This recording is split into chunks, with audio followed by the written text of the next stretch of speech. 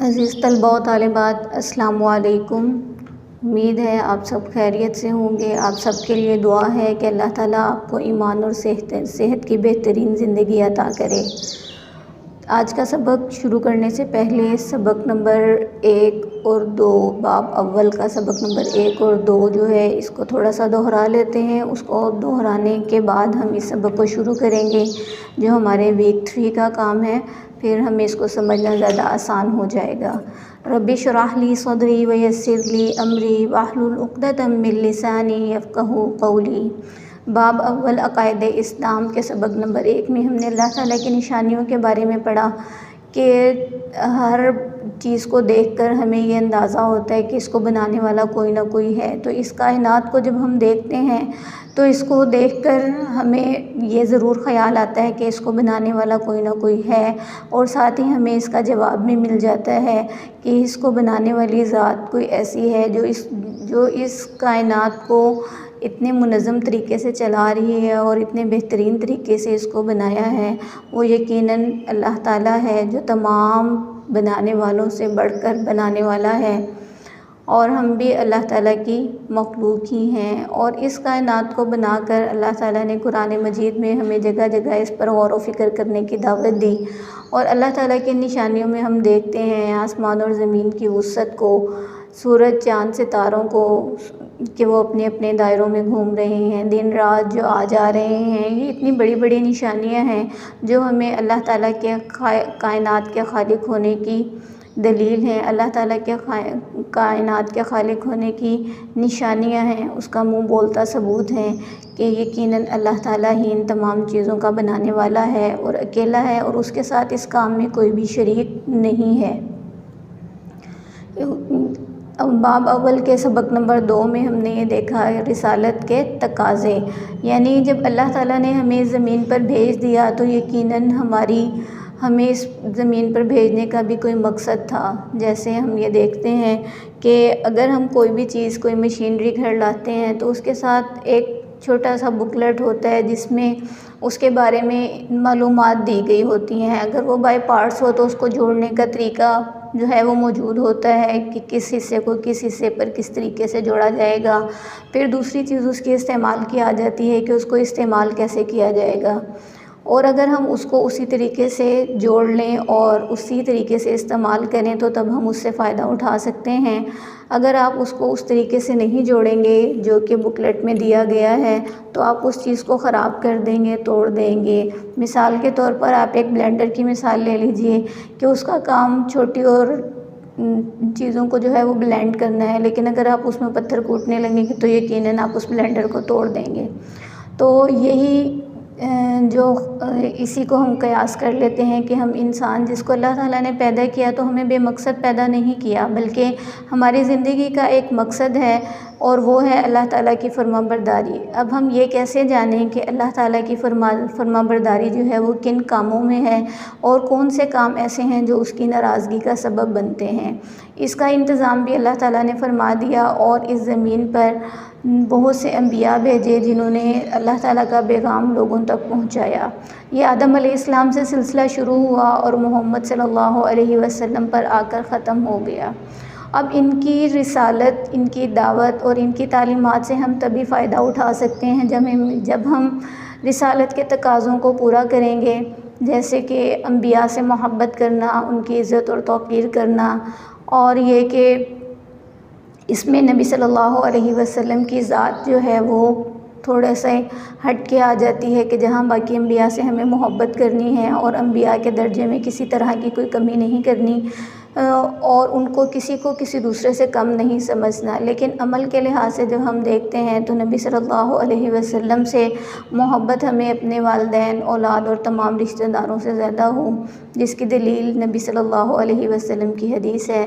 और उसके बाद कुरान मजीद भी इसके बारे में बताता है कि जो मोमिनीन हैं वो सबसे ज़्यादा नबी सल्लल्लाहु अलैहि वसल्लम से मोहब्बत रखते हैं। और उसके बाद ये कि हमारी ख्वाहिशात उस चीज़ के ताबे हों जो मोहम्मद सल्लल्लाहु अलैहि वसल्लम की शरीयत में मौजूद हैं, जो नबी सल्लल्लाहु अलैहि वसल्लम जो हैं वो हदायत तालीमात हम तक पहुंचा गए हैं, तभी रिसालत के तकाज़े जो हैं वो मुकम्मल होंगे।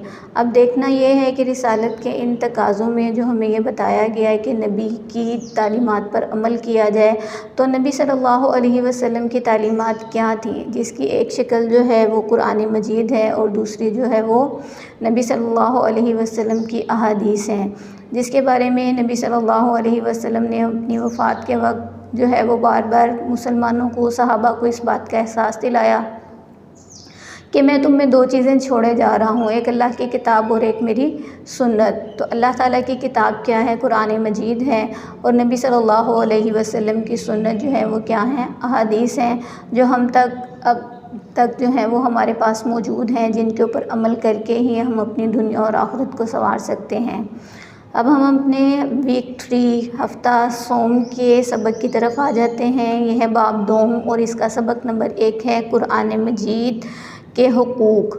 कुरान मजीद के हुकूक क्या हैं? जब कुरान हम तक पहुंच गया और हमें उसके ऊपर अमल करना है, तो यकीनन हमें उसके बारे में जानना है कि ये क्या है। आपके सबक में कुछ उस्ताद और तलबा के दरमियान कुछ मुकालमा है, इसको साथ साथ हम पढ़ते हैं और साथ साथ इसके ऊपर गुफ्तगू भी कर लेते हैं कि ये क्या है। असलम साहब कमरा जमात में दाखिल हुए तो 7वीं जमात के तलबा आपस में किसी मौजू पर गुफ्तगू कर रहे थे। असलम साहब ने बच्चों को अस्सलामु अलैकुम कहा, तलबा ने जवाब में वालेकुमुस्सलाम कहा।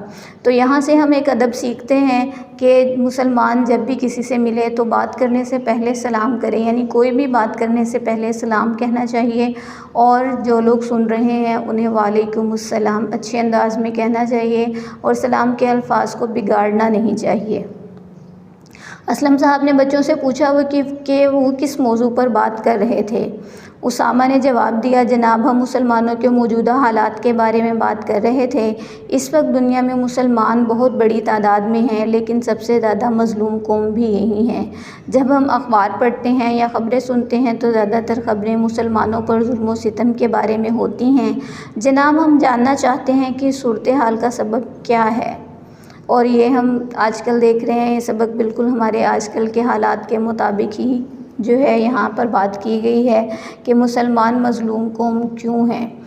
असलम साहब ने उनको क्या जवाब दिया? उन्होंने कहा, बहुत खूब बच्चों, अगर सब बच्चे इसी तरह सोचना शुरू कर दें तो कौम की हालत बदल जाए और हम दुनिया में एक बाइज़्ज़त मकाम हासिल करने में कामयाब हो जाएं। अज़ीज़ तलबा, मुसलमानों की ज़िल्लत और रुसवाई का बड़ा सबब कुरान से दूरी है। अगरचे हमारे यहाँ हर घर में कुरान मौजूद है, हम दुनिया में एक बाइज़्ज़त मौजूद है, हम इसकी तिलावत भी करते हैं, इसका एहतराम भी करते हैं, मगर इसका जो हक़ है हम इसे अदा करने के लिए तैयार नहीं हैं। अब देखना यह है कि इसका हक़ क्या है। ज़िल्लत और रुसवाई का बड़ा सबब कुरान से दूरी है। मतलब ये है कि कुरान को हमने अलमारियों में प्यारे प्यारे खूबसूरत गिलाफ़ों में सजा कर रख दिया है, रोज़ उसकी झाड़ पोंछ भी कर देते हैं, लेकिन हम उसको खोल कर ये नहीं देखते कि आखिर उसमें है क्या। आप किसी चीज़ को लाते हैं, जब तक आप उसका बुकलेट जो है, उसकी जो गाइड बुक है उसको खोलकर नहीं देखेंगे तो आपको क्या पता चलेगा कि आपने इस चीज़ को कैसे इस्तेमाल करना है। या आप जब तक किसी से पूछेंगे नहीं कि इसको कैसे इस्तेमाल करना है, इसके बनाने वाले ने इसको किस मकसद के लिए बनाया है और इसका तरीक़ाकार क्या बताया है। तो बिल्कुल इसी तरह हम इंसान हैं, जब हमें अल्लाह ताला ने इस दुनिया में भेजा है तो हमें ये भी बता दिया है कि हमें अपनी ज़िंदगी को बसर कैसे करना है। यानी हमारा जो बुकलेट है वो क्या है? कुरान है। जब तक हम उसको खोलेंगे नहीं तो हम कैसे जानेंगे कि हमें अपनी ज़िंदगी को कैसे बसर करना है। यही वजह है कि हमने अपनी ज़िंदगी के बसर करने के तरीक़े को कुरान से नहीं देखा और हम ज़िल्लत की गहराइयों में जाते चले जा रहे हैं। और कुरान का हक़ क्या है? कुरान का हक़ यही है कि कुरान को पढ़ा जाए, उसके ऊपर गौर व फ़िक्र किया जाए और उसके ऊपर अमल किया जाए। आगे देख लेते हैं। हालांकि यही वो किताब है जिसने अरब के रहने वालों को दुनिया का इमाम और कायद बना दिया।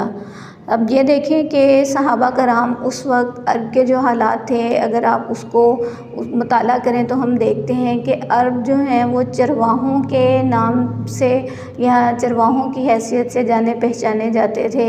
उनकी सिर्फ़ एक ख़ासियत जो है वो बाकी लोगों से मुख्तलिफ़ थी कि वो बैतुल्लाह के करीब रहते थे और उसकी वजह से वो दूसरी कौमों से थोड़े मुख्तलिफ़ थे। लेकिन उस वक्त के जो शाम, ईरान और आसपास रूम की बड़ी बड़ी ताकतें थीं, उनकी नज़र में इनकी कोई हैसियत नहीं थी, सवाए इसके कि ये खाना काबा के मुतवल्ली थे। फिर हम देखते हैं कि जब नबी सल्लल्लाहु अलैहि वसल्लम जो हैं वो अरब में आए और उन्होंने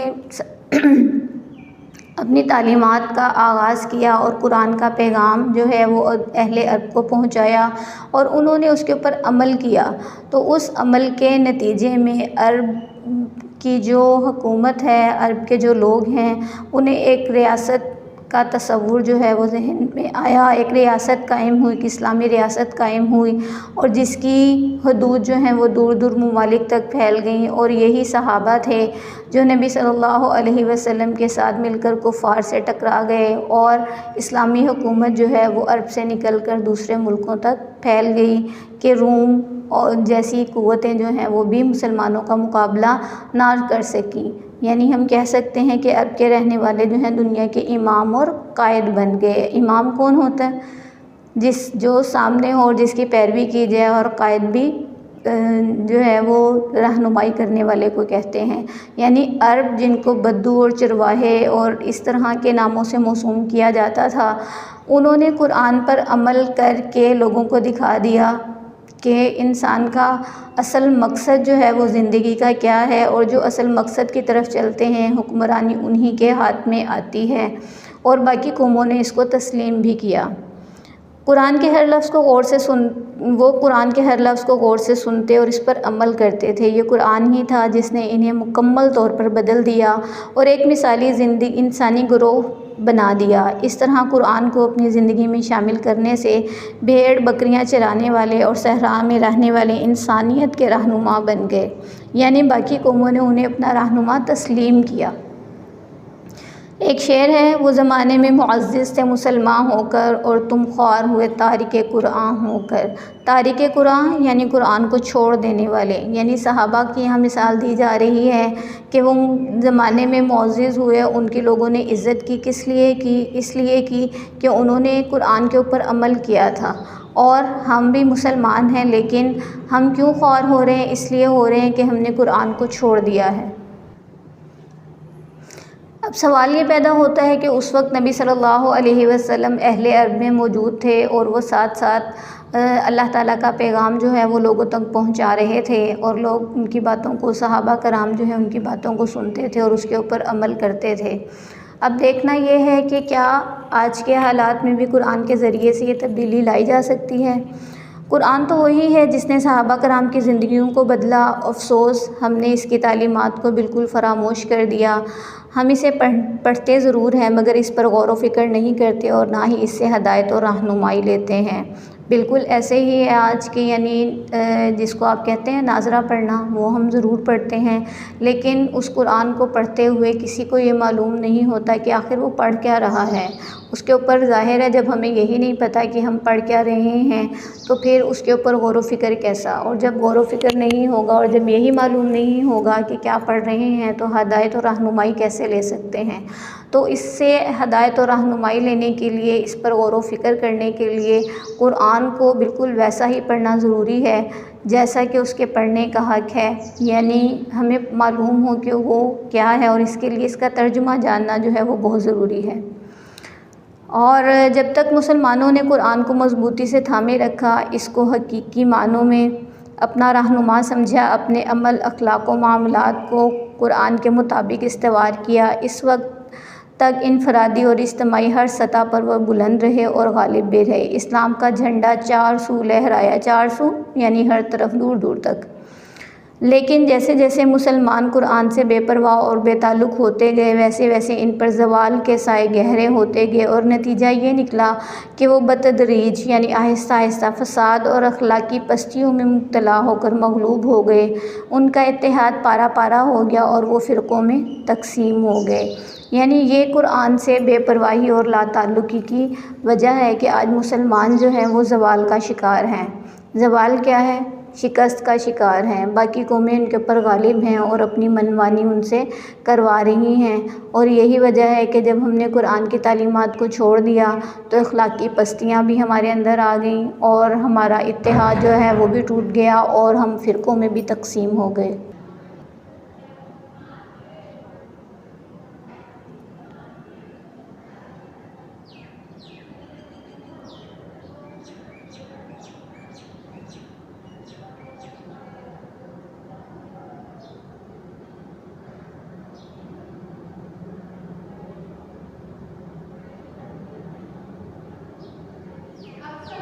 कुरान मजीद फ़ुरक़ान हमीद कलाम इलाही है।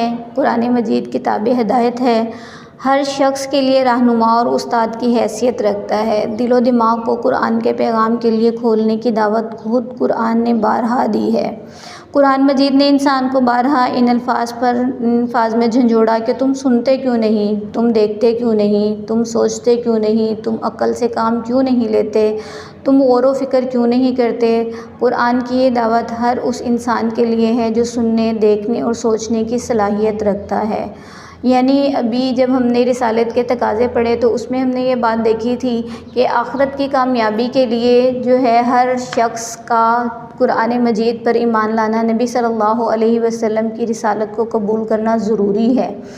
तो जब हम ये देखते हैं तो इसी बुनियाद पर हम ये कह सकते हैं कि कुरान की ये दावत हर इंसान के लिए है जो सुनने, देखने और सोचने की सलाहियत रखता है। मतलब ये कि वो दुनिया के किसी भी ख़ित्ते में रहता हो, किसी भी मुल्क से ताल्लुक़ रखता हो, किसी भी इलाके से ताल्लुक़ रखता हो, किसी भी ज़बान से ताल्लुक़ रखता हो, तो वो जो शख्स नबी सल्लल्लाहु अलैहि वसल्लम को अपना नबी तस्लीम कर लेगा और उनकी तालीमात पर अमल शुरू कर देगा, वो मुसलमान है। मुसलमान होने के लिए ये ज़रूरी नहीं है कि जो मुसलमान घराने में पैदा हुआ बस वही मुसलमान है या जिसका ताल्लुक़ अरब से है वही मुसलमान है, बल्कि जो शख्स कुरान की तालीमात को मान लेगा वो मुसलमान है।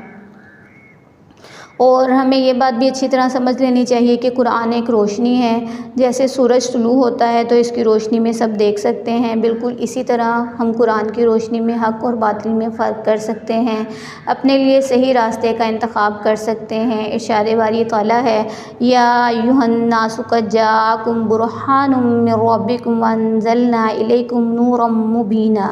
ये सूरह निसा की आयत नंबर 174 है, 174।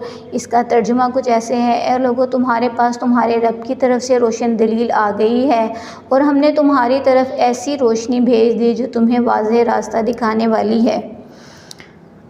अपने लिए सही राह का तयन करने के लिए हमें कुरान से हदायत और रहनुमाई हासिल करना होगी। हमारा असल काम ये है कि पूरी दयानतदारी के साथ पहले ये समझें कि कुरान मजीद के हम पर क्या हकूक़ हैं, हम ये जानते हों कि कुरान मजीद के हकूक़ क्या हैं और जिस तरह हम हुकूकुल्लाह जो हैं वो अदा करते हैं, हकूकुल इबाद अदा करते हैं, कुरान मजीद के भी इस तरीके से कुछ हकूक़ हैं जिनकी अदायगी की हमें फ़िक्र करनी चाहिए और इसकी अदायगी के बग़ैर जो है वो हमारी ज़िंदगी का मकसद जो है वो मुकम्मल नहीं होता। हम मुकम्मल तौर पर हदायत जो है वो अच्छी तरीके से नहीं ले सकते।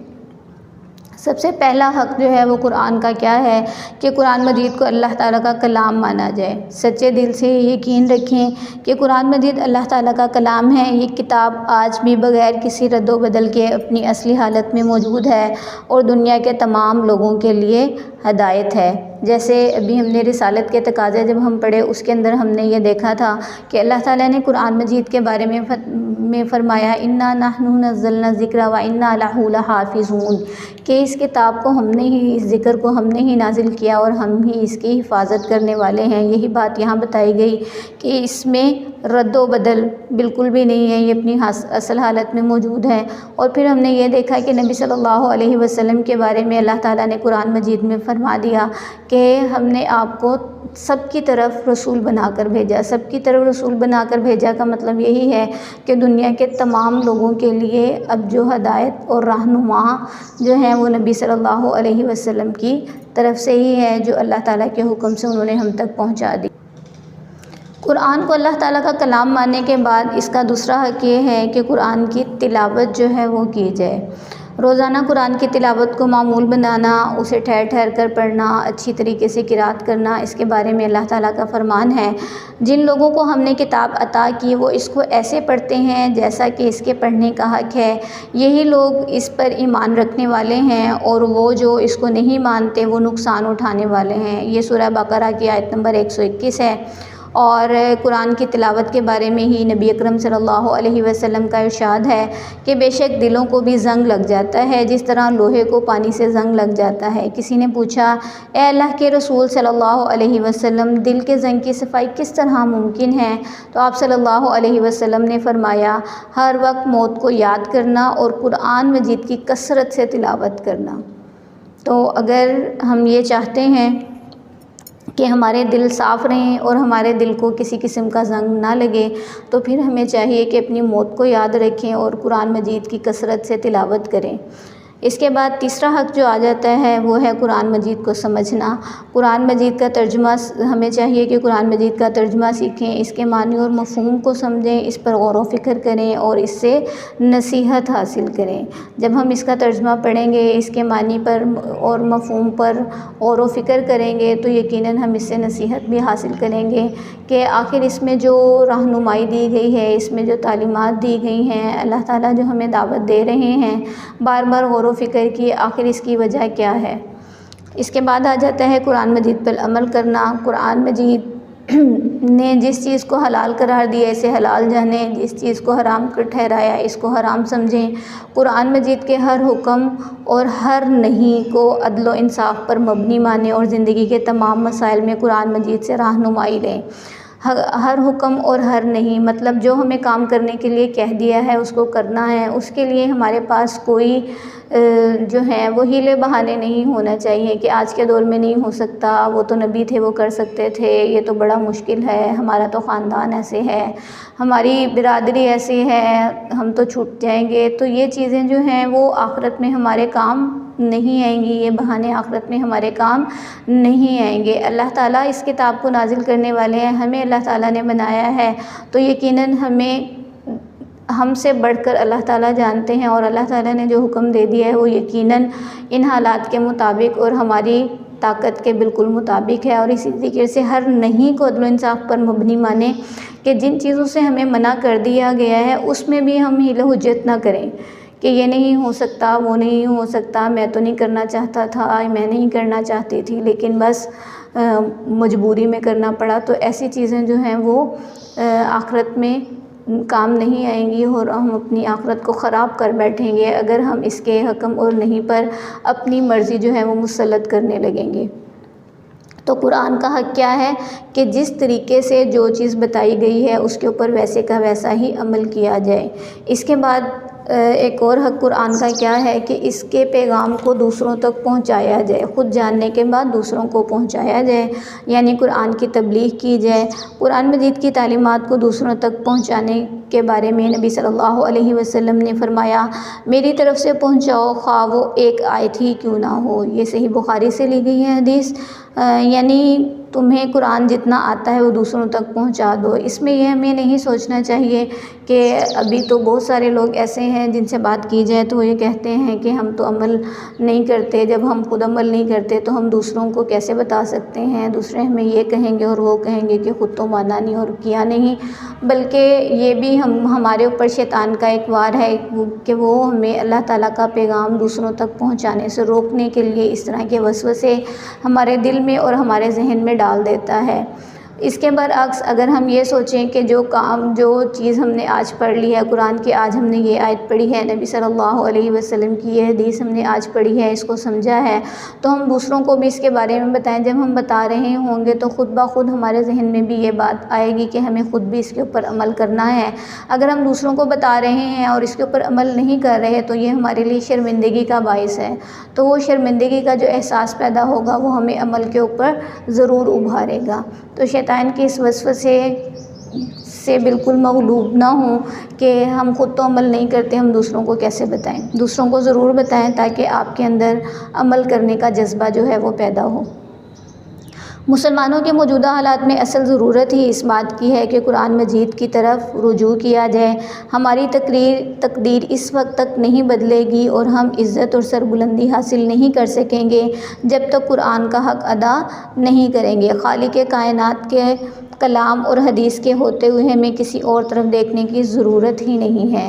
अहद हाजिर के उलूम हमें इसी वक्त फ़ायदा दे सकते हैं। अहद हाजिर यानी ये जो हमारा मौजूदा दौर है, इसमें हम जो भी इल्म हासिल कर रहे हैं, चाहे वो साइंसी है, चाहे तरक्की है, चाहे ज़रई है, कोई भी इल्म है, जब हम उसको हासिल करें और उसका ताल्लुक़ अल्लाह ताला से जोड़कर उससे फ़ायदा उठाएं तो तभी वो हमें सही फ़ायदा देगा। अगर वो इल्म जो है वो हमें अल्लाह ताला की नाफरमानी पर उभारता है तो वो इल्म हमें दुनिया में तो हो सकता है फ़ायदा दे दे, लेकिन आखिरत में वो हमारे लिए वबाल बन जाएगा, सज़ा का बाइस बन जाएगा। इसलिए अगर हम ये चाहते हैं कि हम आज जो तालीम हासिल कर रहे हैं, जो उलूम हम सीख रहे हैं, ये हमारे लिए दुनिया और आखिरत दोनों में फ़ायदामंद साबित हों, तो हमें इसका ताल्लुक़ अल्लाह ताला से जोड़ना और इनका इस्तेमाल अल्लाह ताला की फर्माबरदारी में ही करना है।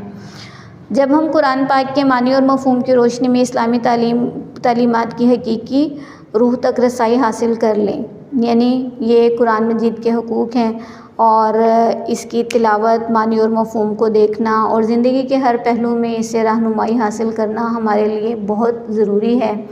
इस पर ज़रूर गौर व फ़िक्र करें और अपने घरों में जो कुरान प्यारे प्यारे गिलाफ़ों में सजा कर रखे गए हैं उन्हें निकालें, उन्हें खोलें। ये मत सोचें कि हम तो छोटे हैं, हमें क्या पता, आपके घर में तर्जुमे वाले कुरान मौजूद होंगे, नहीं हैं तो जैसे बाकी चीज़ें ख़रीदी जाती हैं ज़रूरत की, वैसे इसको भी परचेज़ करें और अपने घर में, अपनी ज़िंदगी में इसका एक वक्त मुकर्रर करें, अपनी ज़िंदगी का इसको हिस्सा बनाएं।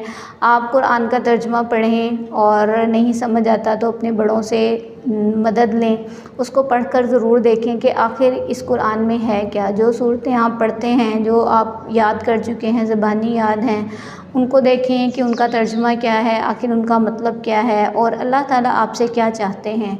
कुरान को समझने के लिए छोटा बड़ा होना, बच्चा होना कोई रुकावट नहीं है। आप जिस तरह कुरान को जब अल्लाह ताला से दुआ करके इस कुरान के तर्जुमे को पढ़ेंगे तो यकीनन अल्लाह ताला आपकी मदद करेंगे, आपकी आसानी करेंगे और आपको वो कुरान ज़रूर समझ आएगा। तो इस वसवसे को जहन से निकाल दीजिए कि अभी तो हम छोटे हैं या हमें पढ़ना नहीं आता या हमने पढ़ा और हमें समझ नहीं आया। एक चीज़ को बार बार देखिए, यकीनन आपको ये ज़रूर समझ आएगा। अब इसकी मश्क की तरफ आ जाते हैं। दुरूस बयान पर की निशानदही करें। पहला हमारा जो जुमला है वो क्या है? कुरान मजीद से बेताल्लुक़ होने के नतीजे में मुसलमान तकसीम हो गए फ़िरक़ों में, यानी कुरान मजीद से जब बेपरवाही जो है वो मुसलमानों ने इख्तियार की तो कुछ लोगों ने एक चीज़ के ऊपर जम गए, कुछ दूसरे हुक्म पर, कुछ तीसरे हुक्म पर, और जो हैं वो उस एक चीज़ को पकड़कर इतने जो हैं उसके ऊपर जम गए कि दूसरे लोगों को गलत कहने लगे। यही वजह है कि मुसलमान जो हैं वो फ़िरक़ों में तकसीम हो गए और इसी से फ़ायदा उठाते हुए कुफ़ार मुसलमानों पर मुसल्लत हो गए। दुनिया में बहुत बड़ी तादाद में होने के बावजूद सबसे मज़लूम कौम कौन है? मुसलमान हैं। जैसा कि अभी हमने देखा कि कुरान से दूरी ने मुसलमानों को मज़लूम कौम बनने पर मजबूर कर दिया। मुसलमानों के ज़वाल का सबब क्या है? तादाद में कमी है? नहीं, तादाद तो बहुत ज़्यादा है। हुकूमत से महरूमी है? ऐसा भी नहीं है। बहुत से इलाकों, बहुत से ममालिक ऐसे हैं जो इस्लामी ममालिक जो हैं वो कहलाते हैं। और कदीम तर्ज़ मुआशरत? ऐसा भी नहीं है। बहुत से मुआशरे ऐसे हैं जो अपने कदीम तर्ज़ मुआशरत के तहत चल रहे हैं। बल्कि मुसलमानों के ज़वाल का सबब जो है वो क्या है? कुरान मजीद से दूरी है। उसके बाद नेक्स्ट एक कहते हैं कुरान मजीद की रोशनी में हम फ़र्क कर सकते हैं किस चीज़ में, काले और गोरे में, अमीर और गरीब में। भाई वो कुरान को पढ़े बगैर भी हमें काले और गोरे का फ़र्क समझ आता है, अमीर और गरीब का भी फ़र्क समझ आता है, बीमार और तंदुरुस्त के बारे में भी हम जान लेते हैं। उसके लिए हमें कुरान खोलने की तो ज़रूरत नहीं है, बल्कि कुरान की रोशनी में हमें फ़र्क जानने की ज़रूरत है। किस चीज़ में? हक़ और बातिल में, कि सच क्या है और झूठ क्या है। इसके बाद हदीस के मुताबिक दिल के ज़ंग की सफाई मुमकिन है, यानी दिलों को भी ज़ंग लग जाता है। ये नबी सल्लल्लाहु अलैहि वसल्लम के अल्फाज हैं कि दिलों को ज़ंग लग जाता है। अब देखना ये है कि जब दिलों को भी ज़ंग लग जाता है तो ये ज़ंग दूर कैसे होगा? क्या सच बोलने से होगा? क्या कारोबार में ईमानदारी से होगा? क्या नमाज़ पढ़ने से होगा? या कुरान मजीद की कसरत से तिलावत करने से होगा? तो जब हम कुरान मजीद की कसरत से तिलावत करेंगे तो यकीनन हम सच भी बोलेंगे, कारोबार में ईमानदारी भी आ जाएगी और हम नमाज़ भी पढ़ने लगेंगे। तो जब ये तीनों चीज़ें इसके अंदर आ जाएंगी तो इसका क्या मतलब हुआ कि दिल की ज़ंग की सफाई के लिए कुरान मजीद को पढ़ना, कसरत से पढ़ना जो है वो ज़रूरी है। कुरान मजीद के हुकूक, तफसीली सवालात के जवाबात की तरफ आ जाते हैं। पहला सवाल है, कुरान मजीद से किस तरह रहनुमाई हासिल की जा सकती है, या हम कुरान मजीद से किस तरह रहनुमाई हासिल कर सकते हैं।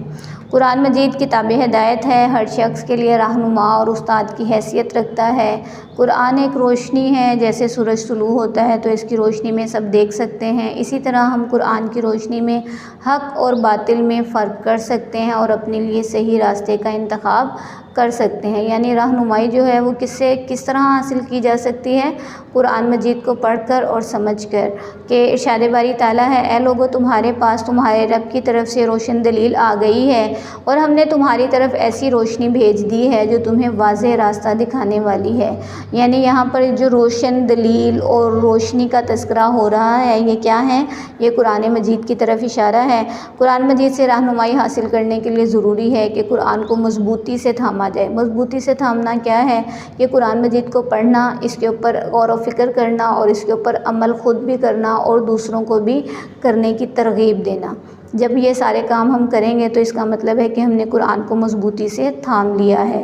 इसके हकीकी मानों को रहनुमा समझना, अपने अमल और अखलाक में, मामलात में कुरान मजीद के मुताबिक इस्तवार करना, कुरान मजीद के मुताबिक जो है ज़िंदगी गुजारना, इससे हम क्या कर सकते हैं? कुरान मजीद से मुकम्मल रहनुमाई हासिल कर सकते हैं जब हम इस तरह के अमाल करेंगे तब। सवाल नंबर 2 है, मुसलमानों की मौजूदा पस्ती का सबब क्या है? मुसलमानों की ज़िल्लत और रुसवाई का बड़ा सबब कुरान से दूरी है। यह आपका तफसीली सवाल है, सिर्फ़ एक जुमला लिख कर ये जवाब मुकम्मल नहीं होगा, इसके लिए आपको इसको वजाहत से बताना होगा।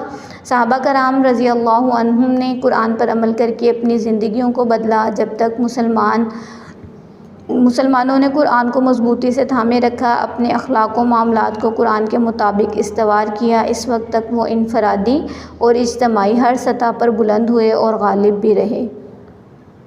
लेकिन जैसे जैसे मुसलमान कुरान से बेपरवाह और बेताल्लुक़ होते गए, वैसे वैसे इन पर ज़वाल के साए गहरे होते गए और नतीजा ये निकला कि वो फ़साद और अखलाकी पस्तियों में मुब्तला होकर मग़लूब हो गए। इनका इत्तेहाद पारा पारा हो गया और वो फ़िरक़ों में तक़सीम हो गए।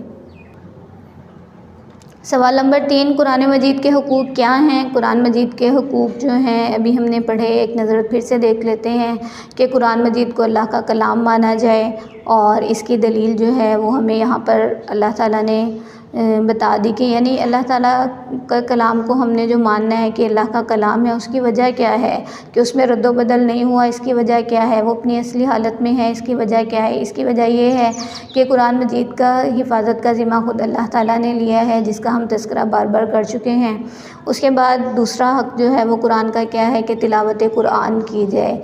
इसके बारे में भी अभी हमने सूरह बकरा की आयत नंबर 121 पढ़ी थी और जिसका तर्जुमा यहाँ शामिल कर दिया गया है और नबी सल्लल्लाहु अलैहि वसल्लम के मुबारक अल्फाज पढ़े कि दिलों को ज़ंग लग जाता है और दिलों के ज़ंग को दूर करने के लिए कुरान को कसरत से पढ़ना जो है वो लाजिम है। इसके बाद नंबर 3 पर कुरान का जो हक़ आ जाता है वो है कुरान को समझना। कुरान का सीखना समझना बेहतरीन आमाल में से है। नबी सल्लल्लाहु अलैहि वसल्लम ने फरमाया, तुम में से बेहतर वो है जो कुरान सीखे और सिखाए। यानी अगर हम ये चाहते हैं कि हम अल्लाह ताला की नज़र में बेहतरीन लोगों में शामिल हों तो हमें कुरान को ख़ुद भी सीखना है और दूसरों को भी सिखाना है। इसके बाद आ जाता है कुरान मजीद पढ़ने के बाद अब क्या किया जाए, भाई इसकी तबलीग की जाए। कुरान हकीम की तालीम हासिल करके दूसरों तक पहुंचाना चाहिए और इसकी दलील जो है वो नबी सल्लल्लाहु अलैहि वसल्लम के मुबारक अल्फाज की सूरत में हमारे सामने आ जाती है कि नबी सल्लल्लाहु अलैहि वसल्लम ने फरमाया मेरी बात पहुँचाओ, खा वो एक आयत ही क्यों ना हो। यानी जितना थोड़ा भी आप जानते हैं, ये मत सोचें कि अभी तो मुझे बहुत सारा पढ़ना है, अभी तो मैंने कुछ भी नहीं जाना, तो इसके लिए ये सोचना ज़रूरी नहीं है, बल्कि आपको जितना मालूम है उतना ही दूसरों तक पहुंचा देना इसके लिए जो है वो ज़रूरी है कुरान की तबलीग के लिए। और ये सही बुखारी की हदीस है। नंबर 5 पर आ जाता है कुरान को खामोशी से सुना जाए। यानी जब कुरान मजीद की तिलावत की जा रही है तो कुरान का ये हक़ है कि उसको खामोशी से सुना जाए, ये नहीं कि अपनी बातों में लगे रहें। तिलावत कुरान के वक्त सुकून और रहमत नाजिल होती है, लिहाजा कुरान को खामोशी से सुनना चाहिए। यानी अगर हम सुकून और रहमत हासिल करना चाहते हैं तो हमें कुरान को खामोशी से सुनना चाहिए। इरशाद बारी ताला है और जब कुरान पढ़ा जाए तो इसकी तरफ कान लगाओ और चुप रहो ताकि तुम पर रहमत हो। ये सूरह आराफ की आयत नंबर 204 है। फिर है कुरान मजीद पर अमल करना। कुरान मजीद का एक हक़ ये है कि इस पर अमल किया जाए। कुरान ने जिस चीज़ को हलाल करार दिया इसको हलाल मानें, जिसको हराम ठहराया इसको हराम समझें। ज़िंदगी के तमाम मसाइल में कुरान से रहनुमाई लें। उमर रज़ी अल्लाह अन्हु से मरवी है, अल्लाह ताला ने इस किताब के ज़रिए कितनी ही कौमों को बुलंदी बख्शी और कितनों को पस्त करेगा। अल्लाह ताला इस किताब के ज़रिए से कितनी ही कौमों को बुलंदी बख्शेगा और कितनों को पस्त करेगा। ये सही मुस्लिम की हदीस है। वैसे तो कुरान मजीद के और भी बेशुमार हुकूक़ हैं, लेकिन यहाँ पर हम सिर्फ़ जो मेन चीज़ें हैं इनको हमने देख लिया है। इसके मुताबिक कुरान मजीद को देखें, गौर व फिक्र करें। सिर्फ़ याद करना और लिख लेना ज़रूरी नहीं है, बल्कि इस तमाम उन्वान को इसलिए आपकी किताबों में शामिल किया गया ताकि आप इसको अपनी ज़िंदगी का हिस्सा बनाएं। मुख्तसर सवालात देख लेते हैं। मुख्तसर सवालात के जवाबात। कुरान ने इंसान को किन अल्फाज में झंझोड़ा। ये भी हमने देखा कि कुरान ने इंसान को बार बार इन अल्फाज में झंझोड़ा है कि तुम सुनते क्यों नहीं हो, तुम देखते क्यों नहीं हो, तुम सोचते क्यों नहीं हो, तुम अक्ल से काम क्यों नहीं लेते, तुम गौर व फिक्र क्यों नहीं करते। सवाल नंबर 2, कुरान की रोशनी हमारे लिए कैसे फ़ायदेमंद हो सकती है। कुरान की रोशनी में हम हक़ और बातिल में फ़र्क कर सकते हैं, अपने लिए सही रास्ते का इंतखाब कर सकते हैं। और इसकी दलील जो है वो ख़ुद अल्लाह ताला ने कुरान मजीद में इरशाद फरमा दिया, ए लोगो तुम्हारे पास तुम्हारे रब की तरफ से रोशन दलील आ गई है और हमने तुम्हारी तरफ ऐसी रोशन दलील भेज दी है जो तुम्हें वाज़ेह रास्ता दिखाने वाली है। ये सूरह निसा की आयत नंबर 174 है, 174 आयत नंबर। सवाल नंबर 3, कुरान से दूरी का क्या नतीजा निकला। कुरान से दूरी के नतीजे में मुसलमान फसाद, अखलाकी बस्तियों में मुब्तला हुए, इनका इत्तेहाद पारा पारा हो गया और वो फ़िरक़ों में तकसीम हो गए। सवाल नंबर 4, कुरान दूसरों तक पहुँचाने से क्या मुराद है। यानी जितना कुरान जानते हों समझते हों उसे दूसरों को बता दें। नंबर 5, दिल के ज़ंग के बारे में नबी सल्लल्लाहु अलैहि वसल्लम ने क्या फ़रमाया। ये हदीस हम 2 दफ़ा देख चुके हैं, वो इसके जवाब में आपने यही हदीस लिखनी है। दोबारा से आपको याद करवाती चलूँ कि इन सवालों को, इन उन्वान को पढ़ने का मकसद सिर्फ़ पढ़ना, याद करना और लिखना नहीं है, बल्कि इसको अपने अमल में लाने की ज़रूरत है, जिससे हमें हमारी दुनिया और आखिरत दोनों जो हैं वो बेहतर हो जाएंगी। ये जो हम दुआ मांगते हैं, रब्बना आतिना फिद दुनिया हसना व फिल आखिरति हसना व क़िना अज़ाबन्नार, यानी दुनिया की भी भलाइयाँ और आखिरत की भी भलाइयाँ और जहन्नुम से दूरी, वो तभी मुमकिन होगी जब हम इस कुरान मजीद को पढ़ने का हक़ अदा करेंगे, इसको कलाम इलाही मानेंगे और इसके बारे में किसी भी शक व शुबे में नहीं पड़ेंगे। उम्मीद है कि आप मेरी इन बातों पर गौर ज़रूर करेंगे और इस काम को करने की कोशिश ज़रूर करेंगे। आज ही से शुरू करें और आज इसे अपने अमल में ढालने की कोशिश करें। जज़ाकुमुल्लाहु खैरा। अस्सलामु अलैकुम व रहमतुल्लाह।